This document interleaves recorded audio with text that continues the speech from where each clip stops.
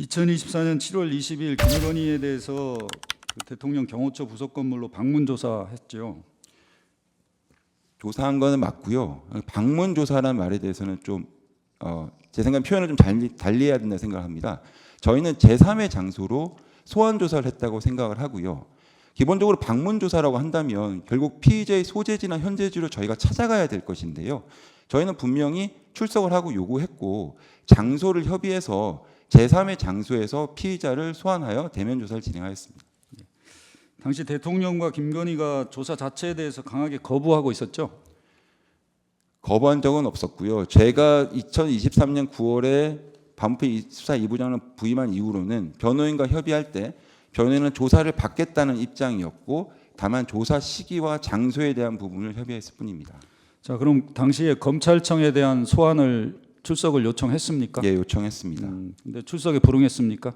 출석을 불허한 게 아니라 조사는 받겠는데 검찰청은 곤란하다는 등의 협의가 있었습니다. 피의자가 정당한 이유 없이 출석에 응하지 않으면 체포영장 발부받아서 수사하는 게 원칙이죠.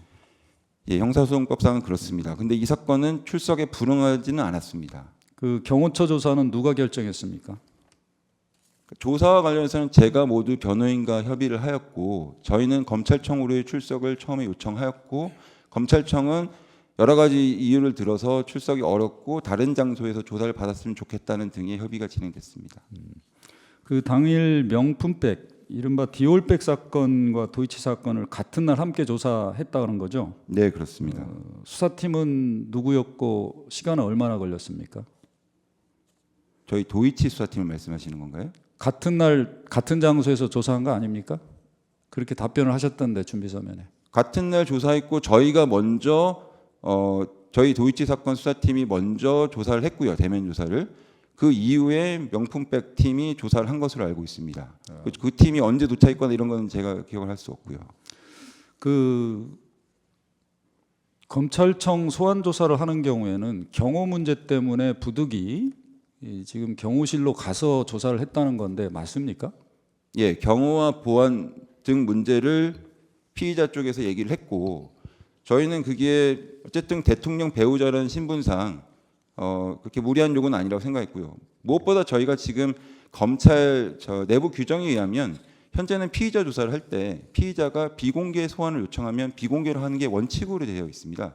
그래서 저희가 하는 주요 인물들, 정치인이나 경제인 같은 분들도 비공개 조사 요청을 하시면 저희가 소환 조사 사실을 언론에 공개하지 않고 그 다음에 주차장 등으로 해가지고 그 동선을 이렇게 보완해서 들여 보냅니다.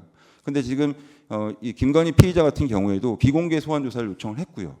그런데 대통령 배우자 신분상 경호 문제 때문에 만약에 검찰청을 출석하게 된다면 경호 인력이 대동을 해야 되고 사전에 동선 등에 대해서 경호 인력이 체크를 해야 되는 등의 많은 절차를 얘기를 하였습니다. 그렇게 된다면 사실상 수사 보안은 유지될 수가 없는 상황이었고 또 여러 가지 경호 안정상의 얘기를 하는 것들을 고려해서 그렇다면 저희는 어차피 대면 조사를 하겠다는 게 원칙적인 방침이고 그에 따라서 제3의 장소를 선택하게 되었습니다.